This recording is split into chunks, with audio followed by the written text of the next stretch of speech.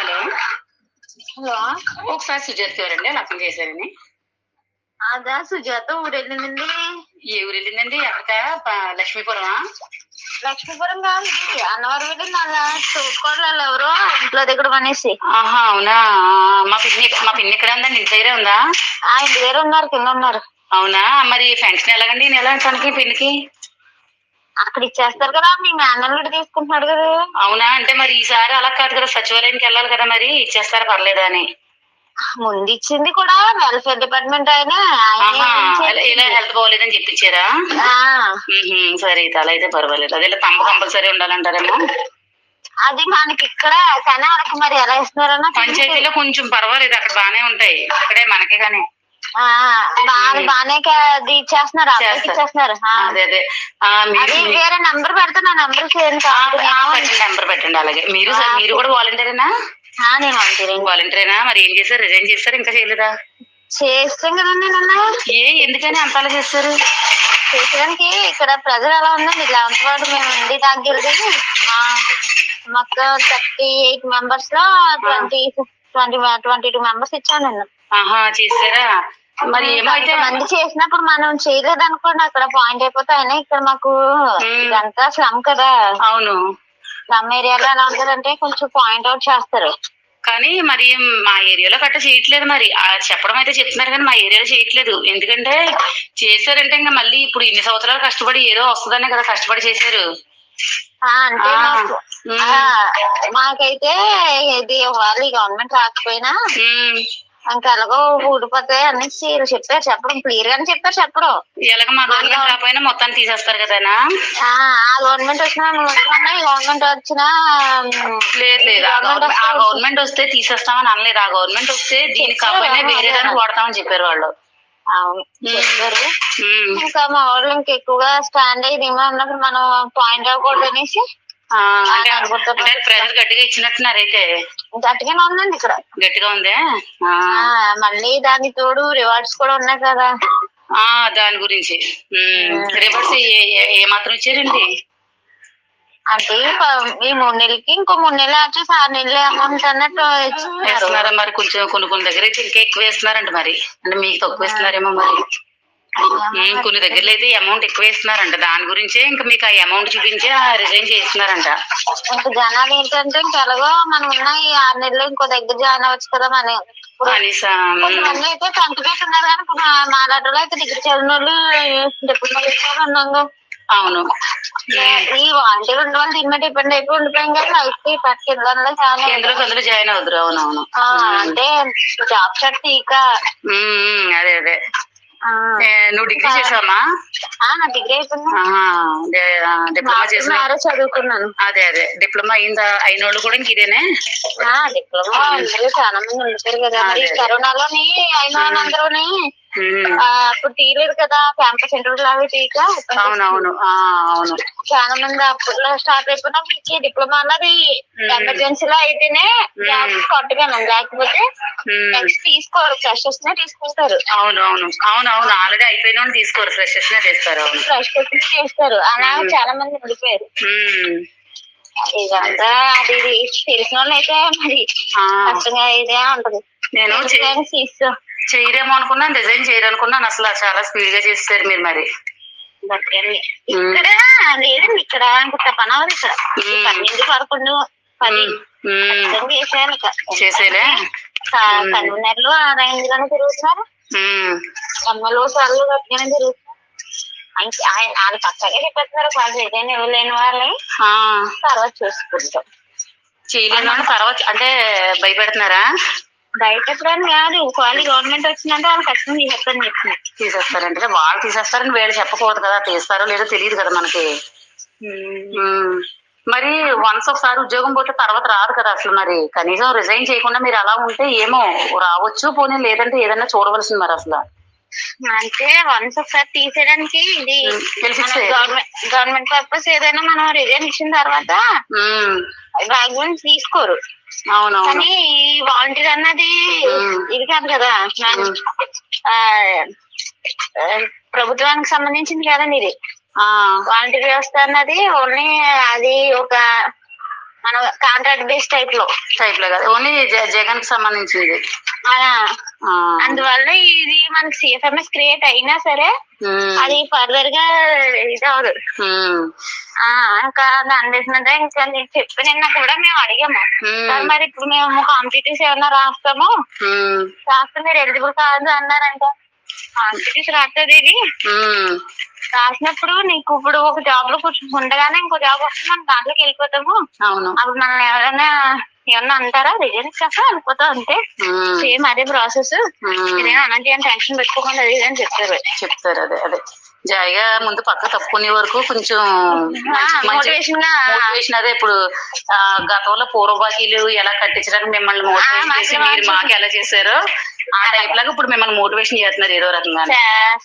చేయకపోతే తర్వాత చూసుకుందాం లేకపోతే అని మాక్సిమం అందరూ ఇస్తారండి. ఒక ఏజ్ 35 ఉన్న వాళ్ళు ఉంటారు కదా, వాళ్ళు వద్దని చెప్పారు. వాళ్ళు వద్దన్నారా? అంటే మరి వాళ్ళకి మళ్ళీ ఇప్పుడు మాకైతే ఇప్పుడు 27, 26 వాళ్ళు ఉన్నామా. అవును, వాళ్ళకైతేనేమో ఇంకా వెళ్ళలేదన్నా 10 సంవత్సరాలు టైం ఉంది. ఒకవేళ అప్లై చేసుకున్నా మాకు ఎలిజిబిలిటీ ఉంటది. ఎంత 30+ ఉన్న వాళ్ళు చెయ్యక్కర్లేదా? 35. సుజాతకి ఎంత మరి? అది ఆగవలసింది మరి అసలు 34 తనకి. అవునవును, అయినా ఆగవలసిందే. ఆగడానికి అదే స్పీడ్ చేస్తుంది. ఆయన తనది 34 కదా, ఈ 2 months కదా గ్యాప్, పర్లేదు అప్లై చేసినా అప్లై అవుతుంది అన్నట్టుగా ఇచ్చింది. కానీ వన్స్ మీరు రిజైన్ చేసేసిన తర్వాత అది వస్తుందని మన నమ్మకం అయితే ఉంది. లేదు. సపోజ్ అదే గవర్నమెంట్ వచ్చినా కూడా మీకు ఇస్తారని కూడా గ్యారంటీ లేదు. అదే గవర్నమెంట్ వస్తే ఇస్తారు. అదే అంటే ఆల్రెడీ మీకు ఇవన్నీ కూడా ఇన్ఫర్మేషన్ మీకు తెలుసు కాబట్టి మీకు ఇస్తారు. ఇస్తేనే ఖచ్చితంగా ఇస్తారు. ఎందుకంటే అదే గవర్నమెంట్ వస్తే దగ్గర ఎంతమంది ఇప్పుడు 800 మంది వరకు చేస్తారు. ఈ సైన్యమే గట్టిగా వాళ్ళు గవర్నమెంట్ ఇస్తే ఇవ్వలేదు అంటే ఈ సైన్యమే పెద్ద ఇదైపోద్ది కదా.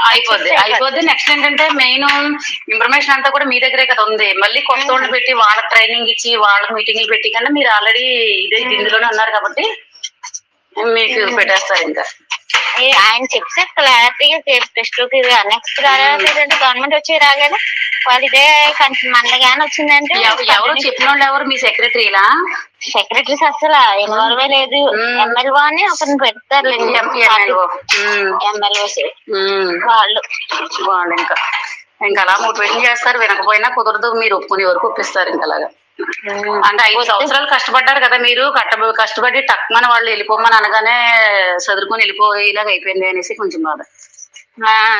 కానీ వాళ్ళు చెప్పడం ఏమని చెప్పారంటే, మీరేం బలవంతంగా మీకు నచ్చలేదు మా వారి ప్రజలు అలా ఎవరైనా ఉన్నారంటే అనుకోదమ్మా పర్లేదులే అని అన్నారు.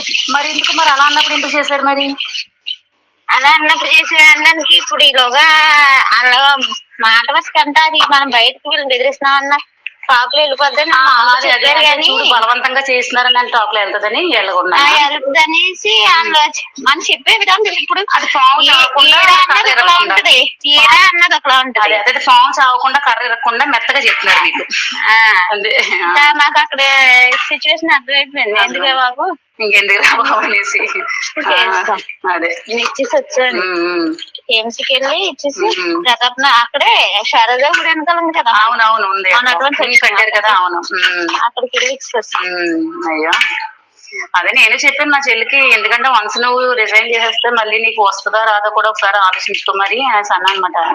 లేదక్క ఇప్పుడు మీకు ప్రెజర్ పెట్టింది మీ ఊళ్ళేనా? ఇప్పుడు వైసీపీ ఊళ్ళే పెట్టింది మీకు? వాళ్ళేనా? మరి ఏంటి జనసేన టీడీపీ వాళ్ళు వాళ్ళే చేయించేస్తున్నారు, మా ఊళ్ళని వీళ్ళు ఏమి కాదనేసి వాళ్ళు చేయించేస్తున్నారు అంటున్నారు. ఏం కాదు, వాళ్ళు ఎందుకు చేస్తారు? వాళ్ళు చేంజెస్ వాళ్ళు చెడ్డ అవ్వరు కదా. ఇప్పుడు వాళ్ళు ఏమంటున్నారు, నెక్స్ట్ మా గవర్నమెంట్ వచ్చినా మేము ప్రత్యామ్నాయంగా మేము వేరేది వేస్తాం తప్ప వాలంటీర్లు తీయమని ఖచ్చితంగా చెప్తున్నారు వాళ్ళు. వీళ్ళు ఏంటంటే ఓట్ల గురించి ఇప్పుడు ఇలాగ బయటికి టాక్ ఇలా వెళ్ళిందంటే నేను కన్వర్షన్ చేయకూడదు కదా. వాలంటీర్ వ్యవస్థ ఉన్నప్పుడు కన్వర్షన్ చేయకూడదు, అన్ని కేసులు పడతాయి. అవునవును, బయటకి రిజైన్ చేస్తే మనం వాలంటీర్లకు కాదు, అప్పుడు మీరు క్యాన్వర్సింగ్ చేయొచ్చు. ఎందుకంటే ఆల్రెడీ మీకు జనాలు ఎవరెవరు ఏంటని మీకు తెలుస్తుంది కాబట్టి మీరు క్యాన్వర్సింగ్ చేయొచ్చు. అవును, పర్పస్ అదే అని కూడా చెప్పేశారు ఆయన. అవును, అదే మీరు ఒకవేళ మిమ్మల్ని మళ్ళీ మేము ఎగబెట్టి అలా తిప్పేమమ్మా. అదే అదే మీ హాస్టల్స్ వరకు మిమ్మల్ని తిప్పుతాము. మీ వాళ్ళ గురించి నాకు తెలియదు కదా, అందుకని మీరు మళ్ళీ ఒకవేళ డబ్బులు తీసుకున్నారనేసి అలా అని అనుకుంటుంది అనేసి అన్నారు. అదే అదే